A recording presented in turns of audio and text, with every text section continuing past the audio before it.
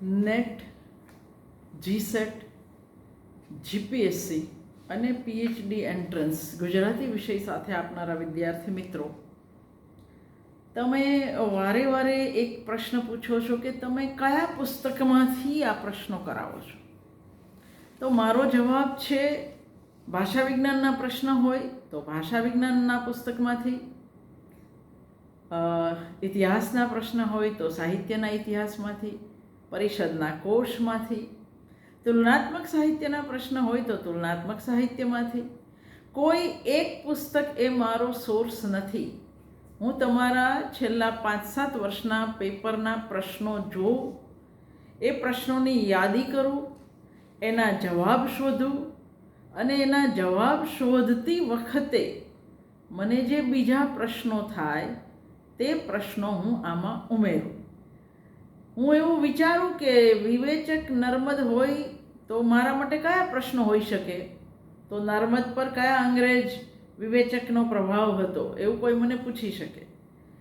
વિવેચક નવલરામની હું તૈયારી કરતી હોઉં તો મને તરત જ યાદ આવે કે ખંડ લહરી અખંડ લહરી એ કોણે કહેલું, અથવા તો ગુજરાતી સાહિત્યમાં આકારની વિભાવનાની પહેલી વાત કોણે કરેલી, તો નવલરામે. અથવા મને એવો પ્રશ્ન પણ સૂજે કે નવલરામનું મોટા ભાગનું વિવેચન કયા સાહિત્યના સામયિકમાં, તો ગુજરાતી શાળાપત્ર. આ બધા પ્રશ્નો તમે એક વિવેચકને ભણો, રમણભાઈ નીલકંઠને ભણીએ એટલે તરત જ યાદ આવે કે અંતક્ષોભ અથવા તો ચિત્તક્ષોભની સંજ્ઞા ગુજરાતી ભાષાના વિવેચનમાં કોણે આપેલી, તો રમણભાઈ નીલકંઠે. સ્વાનુભવ રસિક અને સર્વાનુભવ રસિક કવિમાં રમણભાઈ નીલકંઠ કોને ચડિયાતા ગણે છે, તો કોની કવિતાને રમણભાઈ નીલકંઠે ખારા રણમાં મીઠી વીરડી કહેલી, તો નરસિંહરાવ દિવેટિયાની કુસુમમાળાને. આ અથવા તો નરસિંહરાવ દિવેટિયાની કુસુમમાળાને કોણે ખારા રણમાં મીઠી વીરડી કહેલી, તો રમણભાઈ નીલકંઠે. સવાલમાંથી સવાલ પૂછાતા જાય. એક વિવેચક ભણો એટલે એની સાથે કેટલા બધા સવાલ આવે. તમે સોનેટ સ્વરૂપ ભણો, તમે ઉર્મી કવિતા ભણો, તમે ગઝલ સ્વરૂપ ભણો છો, તમે વાર્તા સ્વરૂપ ભણો છો.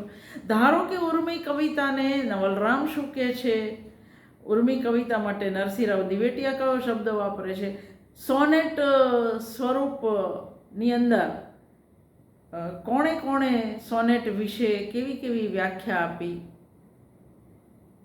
પ્રશ્નનો કોઈ પાર નથી હોતો. ખંડકાવ્ય હોય તો કોનું ખંડકાવ્ય લોકખ્યાત મિથ પર છે, કોનું પુરાણ ખ્યાત છે, કયું ખંડકાવ્ય નીચેનામાંથી 4માંથી કયું લોકખ્યાત છે, કયું પુરાણ ખ્યાત છે. પ્રશ્નને કોઈ અંત નથી હોતો. એટલે હું વારે વારે કહું છું કે તમે જે વાંચો અથવા જે સાંભળો તે બરાબર ધ્યાનથી સાંભળો. એક ધારો કે મેં ટૂંકા પ્રશ્ન આપ્યા છે એ તો ઠીક છે, પણ મેં સ્વરૂપની ચર્ચા પણ કરી છે. ખંડકાવ્ય સ્વરૂપની જ્યારે તમે ધ્યાનથી સાંભળશો તો મેં એક ટૂંકો પ્રશ્ન પણ એની અંદર આવરી લીધેલો છે. એ જ રીતે નવલરામની વિવેચક તરીકે વાત કરતી હોઉં કે રમણભાઈ નીલકંઠની કે આનંદશંકર ધ્રુવની કે ઉમાશંકર જોશીની, જેની વાત કરી હશે તો તમારે કાં તો એ આખા વિડીયો ધ્યાનથી સાંભળો અને એની અંદરથી કયા કયા ટૂંકા પ્રશ્નો આવી શકે. તમને આખા વાક્ય પૂછે છે તો મહેરબાની કરીને હવે મને એવું ના પૂછતા કે હું કયા પુસ્તકમાંથી કરું છું. હું દરેક પુસ્તક રિફર કરું, એક સ્વરૂપ લઉં તો એ સ્વરૂપના શક્ય એટલા દરેક ટૂંકા પ્રશ્નની વાત કરું. એક વિવેચક લઉં, એક વાર્તાકાર લઉં તો એના દરેક ટૂંકા પ્રશ્નની વાત કરું. એટલે તમારી વાંચવાની શૈલી બદલો, આ પહેલી વાત. અને બીજી વાત, જે પ્રશ્ન સાંભળો એને નોટમાં લખો, એનો જવાબ શોધો. હવે તમારી પાસે વિશ્વકોશ પણ ઓનલાઈન છે અને પરિષદનો કોર્સ પણ ઓનલાઈન છે. હવે જરૂરી નથી કે તમારી પાસે હોવું જ જોઈએ, પણ સાહિત્ય પરિષદનો ઇતિહાસ અને ધીરુભાઈ ઠાકરનો ઇતિહાસ એ તમારી પાસે અચૂક હોવા જોઈએ, કારણ કે એ હજુ ઓનલાઈન નથી થયા. અને હું ઈચ્છું કે ઓનલાઈન ના થાય તો જ તમે આ દળદાર પુસ્તકો વાંચતા અને યાદ રાખતા શીખશો. એટલે હવે આવો પ્રશ્ન ના કરતા કે તમે ક્યાંથી કરો છો. તમને દરેકમાંથી પ્રશ્ન ઊભા કરતા આવડવું જોઈએ કે આ પ્રશ્ન પણ હોઈ શકે. બીજું, 10 વર્ષના પેપર કાઢો, એ પેપરની અંદરના પ્રશ્નો કાઢો, એ પ્રકારના બીજા પ્રશ્નો કેવા કેવા હોઈ શકે. કોઈ એક સમયે કાનડદે પ્રબંધ પૂછ્યું તો બીજે વખતે કોઈ બીજો પ્રબંધ પૂછી શકે. કોઈ એક વખતે આ ફાગુ પૂછ્યો, બીજે વખતે બીજું પૂછી શકે. આ વર્ષે નરસિંહ મહેતામાંથી પ્રશ્ન આવ્યા, આવતે વર્ષે અખામાંથી આવી શકે. એટલે અમારી તૈયારી બિલકુલ ટકોરાબંધ હોવી જોઈએ. રાઈટ? હવે આગળ જો પ્રશ્ન તરત જ નવલરામમાંથી જાય કે ઉર્મી કાવ્ય માટે નવલરામ કઈ સંજ્ઞા આપે છે. હું તમને વિકલ્પ આપું: સંગીત કવિતા, નાટ્ય કવિતા, ગાયન કવિતા અને રાગડા. ઉર્મી કાવ્યને નવલરામ કઈ સંજ્ઞાથી ઓળખાવે છે? હવે કોઈકે એને સંગીત કવિતા પણ કહી હશે, કોણે કહી છે તમારે શોધવાનું. પણ નવલરામ એના માટે ગાયન કવિતા શબ્દ વાપરે છે. કોણે સંગીત કવિતા કહી એ શોધજો. ઉર્મી કવિતાનું સ્વરૂપ એ પણ એક વિડીયો છે. સાહિત્ય સ્વરૂપ પ્લેલિસ્ટમાં જોશો તો ઉર્મી કવિતાનું મળશે, સોનેટ મળશે, ખંડકાવ્ય મળશે, ટૂંકી વાર્તા મળશે. આ ગઝલ સિવાયના લગભગ તમામ સાહિત્ય સ્વરૂપ મેં કરેલા છે. ગઝલનું એક નથી કર્યું, કારણ કે ગઝલ વિશે આપણે ત્યાં બહુ બધા લોકો વાત કરે છે એટલા માટે. કરણ ઘેલો યાદી અને અનુભવના ખજાનામાંથી ઉત્પન્ન થઈ છે, પ્રાસાદિક નૈસર્ગિક શક્તિથી નહીં. કરણ ઘેલો નવલકથા યાદી અને અનુભવના ખજાનામાંથી ઉત્પન્ન થઈ છે, પ્રાસાદિક એટલે કે નૈસર્ગિક શક્તિથી નહીં. આ વિધાન કોનું છે? ગોવર્ધનરામ ત્રિપાઠીએ કહ્યું, નવલરામે કહ્યું, રાવી પાઠકે કહ્યું કે જયંત કોઠારીએ કહ્યું? કોણે કહ્યું એ તમારે જરાક યાદ રાખવું પડે. તો કરણ ઘેલો પર સૌથી જાણીતું વિવેચન એ નવલરામનું છે અને આ વિધાન પણ નવલરામનું છે. શીઘ્ર કવિતાનો વિરોધ કયા વિવેચકે કર્યો? શીઘ્ર કવિતા કોણ લખતું? આપણને ખબર છે, દલપતરામ. વિરોધ કોણે કર્યો? તો રમણભાઈ નીલકંઠે. કારણ કે તમે જ્યારે રમણભાઈ નીલકંઠને વિવેચક તરીકે ભણો છો ત્યારે તમે ભણો છો, એમણે કહ્યું છે કે જો ક્રૂર દયા હોઈ શકે તો શીઘ્ર કવિતા હોઈ શકે. આ એમનું બહુ જાણીતું વિધાન છે. પ્રશ્ન માત્ર એટલો છે કે તમે જે ભણો છો વિવેચન, એને તમે કેટલા ધ્યાનથી ભણો છો, કેટલા ધ્યાનથી તમે યાદ રાખવાની કોશિશ કરો છો. વિવેચન અમને નથી ગમતું એના અમુક કારણો એટલા એ છે કે એની જે પાયાની સમજ છે તે નથી. મેં એકવાર એક વિડીયો એવો પણ કર્યો છે કે જેની અંદર વિવેચનની પાયાની વાત હોય. વિવેચન એટલે શું, કઈ સંજ્ઞાઓ છે જે મહત્વની છે એ તમને ખબર હોવી જોઈએ. તો શીઘ્ર કવિતાનો વિરોધ કયા વિવેચકે કર્યો? રમણભાઈ નીલકંઠે. બ. ક. ઠાકોરની દ્રષ્ટિએ પ્રતિભા બીજની માવજતમાં નડતું વિઘ્ન કયું? તમને 3 વિઘ્ન ભણાવવામાં આવે છે. ઓછી આયુ, યાદ છે? બ. ક. ઠાકોર તમે ભણ્યા છો તો ઓછી ઉંમર વાળો કવિ યોગ ઉત્તમ નથી આપી શકતો. આપણે એનો વિરોધ કરીએ છીએ કે ના, એવું નથી. કલાપી ઓછી ઉંમરમાં ઘણું આપી ગયા, રાવજી પટેલ ઓછી ઉંમરમાં ઘણું આપી ગયા, કેતન મુનશી ઓછી ઉંમરમાં ઘણું આપી ગયા. એટલે એ પ્રતિભા બીજની માવજતને રોકતું પરિબળ નથી. પછી એમણે કહ્યું સંક્રાંતિ કાળના પવનો, આ બધા એમણે કારણો આપ્યા છે. 3 કારણ એમણે આપ્યા છે. તમારે એ જોવાનું કે તમને વિકલ્પમાં કયું કારણ આપ્યું છે. હવે મેં હમણાં જે નોટ બનાવવાની વાત કરી તો તમને ખબર હશે કે 4 પ્રશ્નોથી આપણે વિવેચનના પ્રદેશમાં પ્રવેશ્યા. ચિત્તક્ષોભ સંજ્ઞા કોણે આપી? ઉર્મી કાવ્ય માટે નવલરામ કઈ સંજ્ઞા વાપરે છે? શીઘ્ર કવિતાનો વિરોધ કયા વિવેચકે કર્યો? તો આ બધા વિવેચનના પ્રશ્નો છે. તમારી નોટમાં તમારો એક વિભાગ વિવેચનનો હોય. હું કહું છું, પૂછું છું, એના કરતાં ઘણા બધા બીજા સવાલ હું કહેતી પણ જાઉં છું. તો એ આપણને યાદ રહેવા જોઈએ. નીચે આપેલા ગ્રંથોમાંથી કયો ગ્રંથ રાવી પાઠકનો નથી? નભો વિહાર, કાવ્યની શક્તિ, કાવ્ય વિવેચનની સમસ્યાઓ કે બૃહદ પિંગળ? હવે અમને આટલી ખબર હોવી જોઈએ કે નભો વિહાર રાવી પાઠકનો છે, કાવ્યની શક્તિ પણ છે, બૃહદ પિંગળ પણ એમનો જ છે. એટલે કાવ્ય વિવેચનની સમસ્યાઓ જે શિરીષ પંચાલનો ગ્રંથ છે એ રાવી પાઠકનો નથી. જો અમને કાવ્ય વિવેચનની સમસ્યાઓ એ શિરીષ પંચાલનો સંશોધન ગ્રંથ છે એવી ખબર હોય તો અમારો અડધો પ્રશ્ન તો ત્યાં જ પૂરો થઈ જાય. પણ પ્રશ્ન એ છે કે અમે અમારા આગળ થઈ ગયેલા વિવેચકો, સંશોધકો, એના સંશોધન ગ્રંથોના નામ જાણીએ છીએ ખરા? રમણ સોનીએ કોના પર સંશોધન કર્યું? તો ઉશનસ, એટલે એમના ગ્રંથનું નામ છે ઉશનસ એક અધ્યયન. એક રમણલાલ જોશી તો ગોવર્ધનરામ એક અધ્યાય. જાણીતા સંશોધનો આપણને ખબર હોવા જોઈએ. આગળ, કાવ્ય સર્જનમાં કવિની પોતાની જરાય દખલ ન હોવી જોઈએ. આ વિધાન કોનું છે? કાવ્ય સર્જનમાં કવિની પોતાની પણ જરાય દખલ હોવી જોઈએ નહીં. આવું કોણે કહ્યું છે? ઉમાશંકર જોશી, સુરેશ જોશી, સુંદરમ કે રાવી પાઠક? તો આ વિધાન પાઠક સાહેબનું છે, રાવી પાઠકનું. એમણે તો વાર્તા માટે પણ કહેલું છે અને કાવ્ય માટે પણ કહ્યું છે કે સર્જન અનાયાસ હોવું જોઈએ. સર્જકે એની અંદર મધ્યસ્થી બનવાનું ન હોય.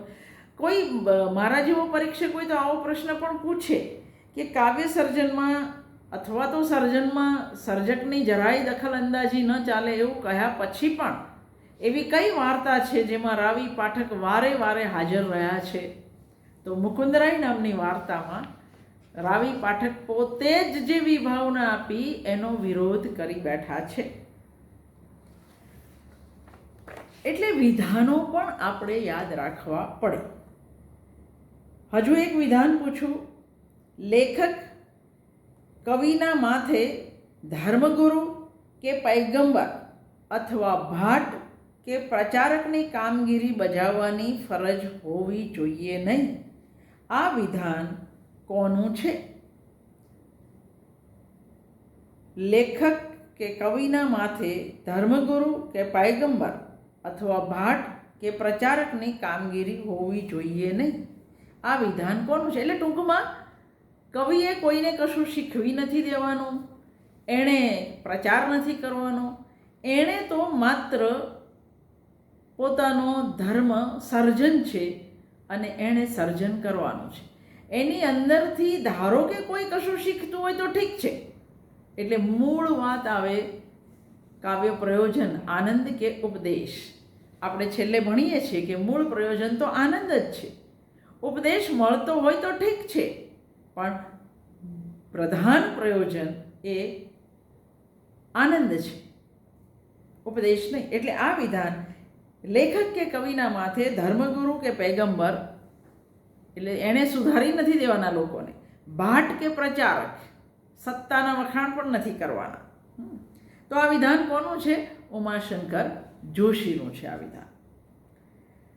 નીચે આપેલા પુસ્તકોમાંથી કયું પુસ્તક ઉમાશંકર જોશીનું નથી? એટલે મારે તો તમને એક સલાહ એ આપી છે કે દરેક વિવેચક, દરેક સર્જકના કુલ પુસ્તકો, એના નામ, એની સાલ એકવાર જોયા રાખો. ઓનલાઈન તમે બીજું બધું જુઓ છો એની બદલે આ જુઓ ને. તમે ગૂગલ પર ઉમાશંકર જોશી કરશો એટલે તરત જ એમના બધા જ પુસ્તકોની યાદી આવશે. તમે બકર ઠાકોર કરશો એટલે એની બધી યાદી આવશે. તો એ આપણે વારે વારે એમાંથી પસાર થઈએ તો સાલ પણ યાદ રહેશે આપોઆપ. રઘુવીર ચૌધરીની નવલકથાઓ તમે જુઓ, ભગવતી કુમાર શર્માની નવલકથાઓ જુઓ, રાજેન્દ્ર શાહના કાવ્ય સંગ્રહ જુઓ, જયંત પાઠકના જુઓ, તો એની જાતે તમારા રસ્તા સહેલા થતા જશે. જ્યાં સુધી નેટમાં JRF ન મળે ત્યાં સુધી હું ફોનની અંદર કંઈ જ નહીં જોઉં એવું પાણી મૂકો. એવું પાણી મૂકશો તો પરિણામ મળશે. નીચેનામાંથી કયું પુસ્તક ઉમાશંકર જોશીનું નથી? તો નિરીક્ષા, સમસંવેદન, શ્રી અને સૌરભ અને આલોચના. તો આલોચના એ ઉમાશંકર જોશીનું નથી.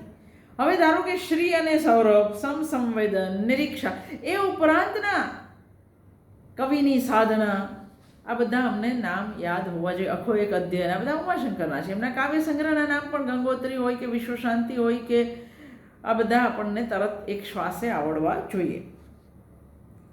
કર્તાનો આશય મહત્વનો નથી, કૃતિમાં શું સિદ્ધ થયું છે તે આપણા માટે મહત્વનું છે.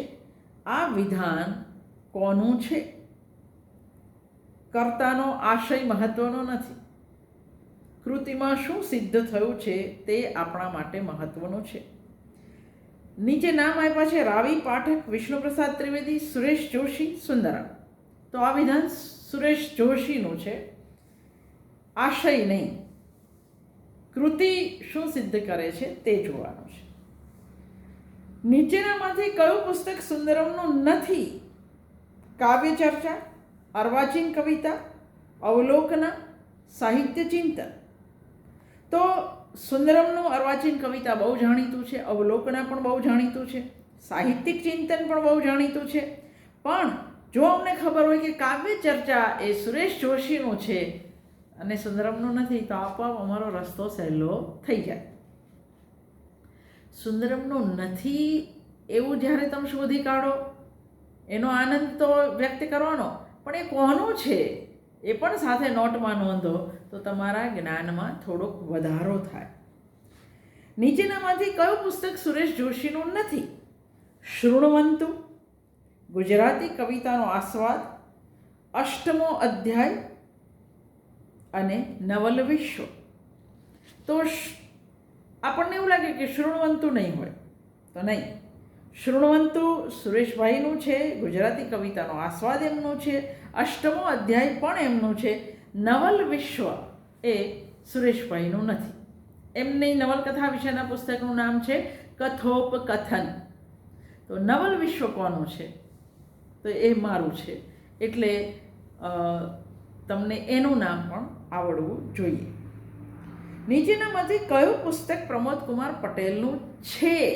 4 પુસ્તકમાંથી એક શોધવાનું છે. વિવેચનનું વિવેચન, વાત આપણા વિવેચનની, આપણું સાહિત્ય વિવેચન અને ગુજરાતી સાહિત્ય વિવેચન. કયું એમનું છે તો હું કહી દઉં. ગુજરાતી સાહિત્ય વિવેચન એ પ્રમોદભાઈનું છે. તો વિવેચનનું વિવેચન કોનું છે? તો જયંત કોઠારી. વાત આપણા વિવેચનની કોનું છે? તો શિરીષ પંચાલ. આપણું સાહિત્ય વિવેચન હીરાબેન. તો આ હીરાબેન પાઠક. તો આ રીતે એક પુસ્તકના નામ આપણને યાદ રહેતા જાય જો નોટમાં નોંધતા જઈએ. તો મહેરબાની કરીને નોટ બનાવો.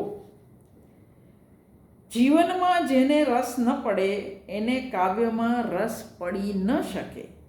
આ વિધાન કોનું છે? ફરી એકવાર, જીવનમાં જેને રસ ન પડે એને કાવ્યમાં રસ પડી ન શકે. આ વિધાન કોનું છે? નવલરામ, ઉમાશંકર જોશી, રાવી પાઠક કે સુંદરમ? તો આ વિધાન રાવી પાઠકનું છે. એટલે કહેવાનો મતલબ દોસ્તો એ છે, દરેક વિવેચક, દરેક કવિ, દરેક નવલકથાકાર, દરેક વાર્તાકાર, તમારો અભ્યાસક્રમ અમર્યાદિત છે. એટલે આપણી ફરજ પણ વધી જાય. જવાબ લખવાના હોય તો થોડા ગપ્પા બી મારી શકાય. MCQમાં ગપ્પા મારી શકાતા નથી. એટલે બહુ ધ્યાન રાખીને તમે તૈયારી કરો. દરેક પ્રશ્ન નોટમાં નોંધો અને એને લગતા બીજા અનેક પ્રશ્નો પણ નોંધો.